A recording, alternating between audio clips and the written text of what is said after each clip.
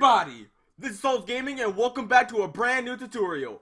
In today's tutorial, we're going to keep the intro nice, short, sweet, and simple, just like this tutorial, because we're going to be doing some aesthetic, right? Well, what I mean by aesthetic is we're going to be doing some of, well, I don't know what this is called. I guess rotating ground. This thing. You'll see what I mean. This thing right here. I'll show you how to make that. I don't know what it's called, but it rotates and all that. I'm going to show you how to do it. So without further ado, let's get right into it. Alright, so like with all my tutorials I like to do, which y'all should check out by the way, I make my background and my ground black because, you know, I don't have a color distinction for this. Alright, so here's what we're going to do. We're going to go to the glow tab and make sure my keyboard is working. It is not working. There we go. Alright, so what we're going to do is we're going to use these big glows right here. And we're just going to make a nice long line. So let's go ahead and do that. Alright, so what color do we want this? Aesthetic usually uses purple, so why not? We're just going to use this purple. We're going to use a nice and dark purple. Let's see how that looks. Not bad, not bad. So now what we're going to do is we're going to go on the inside and get some of the smaller glow right here. And we're going to make it a blending purple, but it's going to be a little bit less saturated. So, you know, a little brighter purple. And we're going to put that right in the middle. Now what you can do is you can select this. You can either copy paste it, or you can do what I'm doing is select either one half of it and just move it over just a little bit. So you got a nice little like line, a little glowy line. And like that, it looks really good, really nice. I actually like that quite a bit. Now what I'm going to do is I'm going to make it a little laggy. I'm going to copy paste it a little bit, and there we go. That really makes it more, I don't know what to call it. Alright, anyway, now we're going to make this into a nice circle. So, I don't know if that's going to be long. Actually, no, that's perfect, actually. So, we're just going to do this.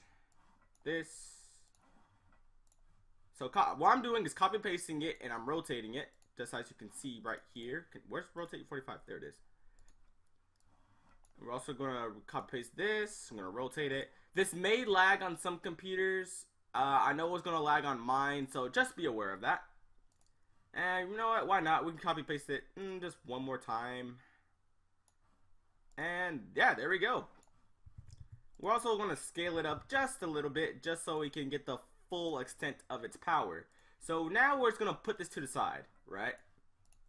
Going to put this right to the side. Over, I don't know, just move over here. Just get out of the way. Alright.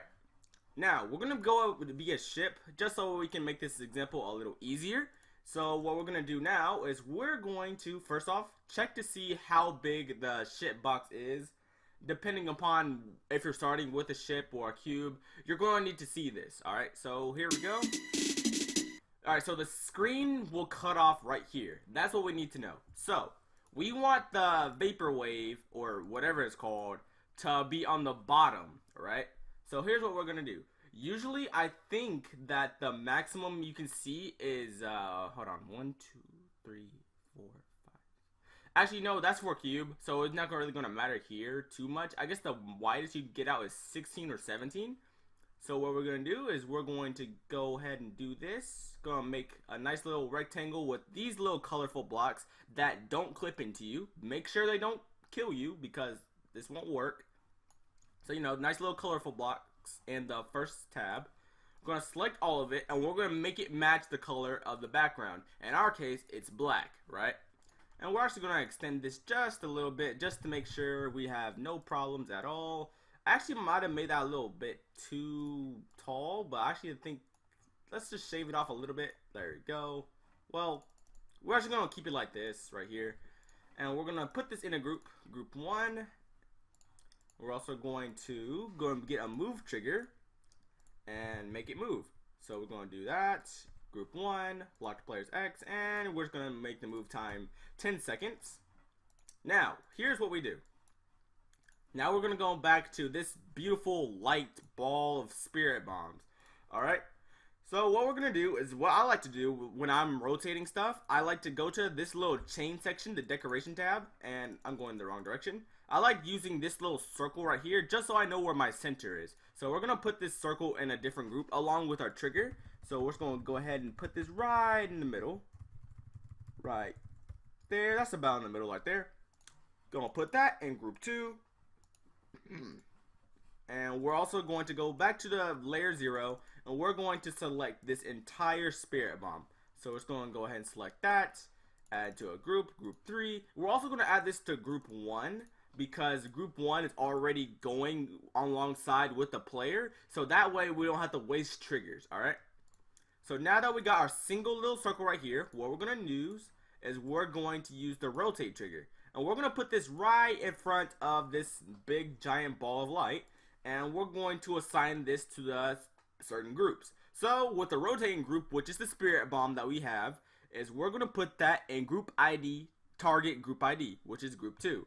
And now the center is which that little small little circle that I just put, that's in group 3.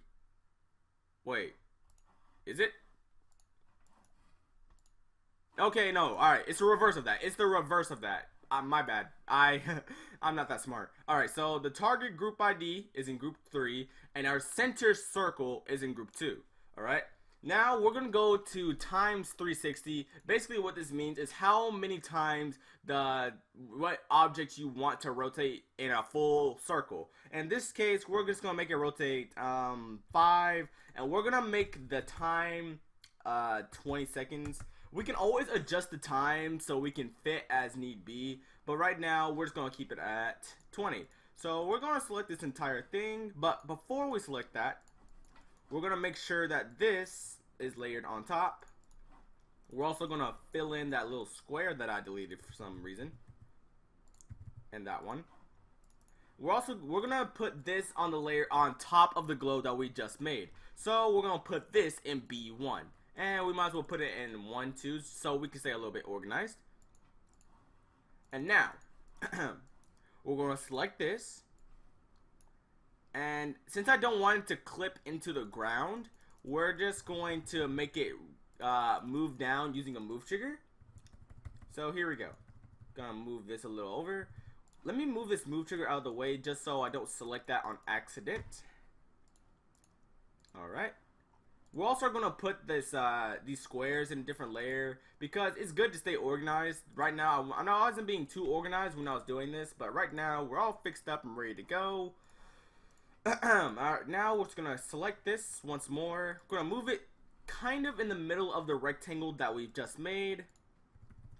So yeah, kind of in the middle right here.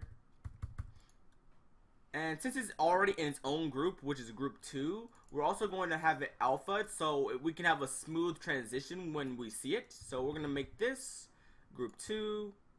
Well, no, group 3, I mean. I keep saying 2. It's group 3. We're going to lower the opacity so we can't see it. And when we move, we're going to have it slowly fade in. So we're going to copy paste the trigger that we already put down. Going to put it a little bit further ahead.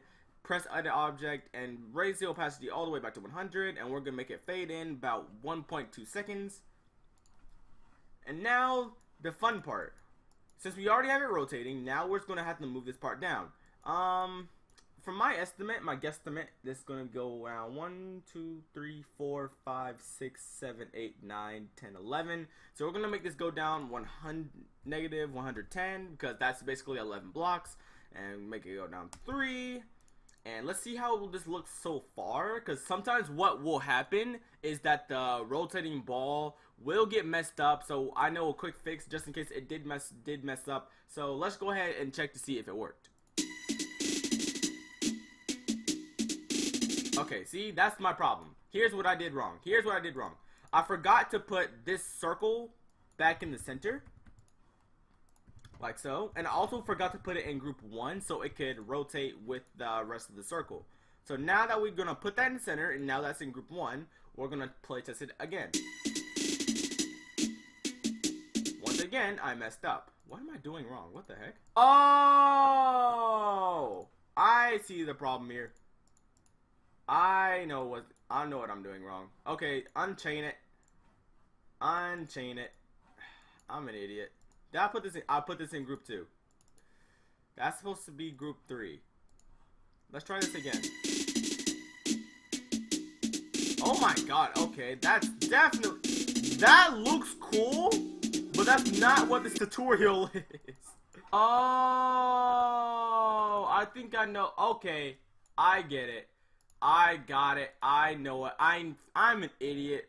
The centerpiece wasn't moving down with the rotating background. Hence why it wasn't rotating correctly. What I need to do is put all this in the same group, which is group 4, and make all of those go down in conjunction with each other. So we're going to put all that in group 4 since both the centerpiece and the rotating ball have to go down. And now you will have your final correct result, which is a nice little vaporwave.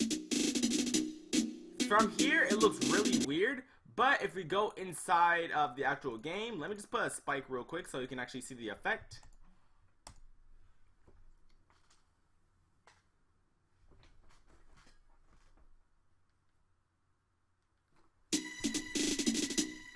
And as you can see, it's a nice little vaporwave ground, just like that.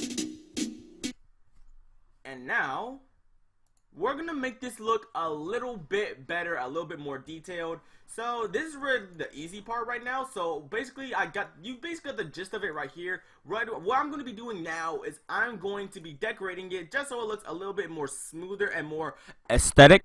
And there we go. That's the tutorial right there. Nice little vaporwave effect. It actually looks really nice and it looks really cool. You can show it off to your friends and all that.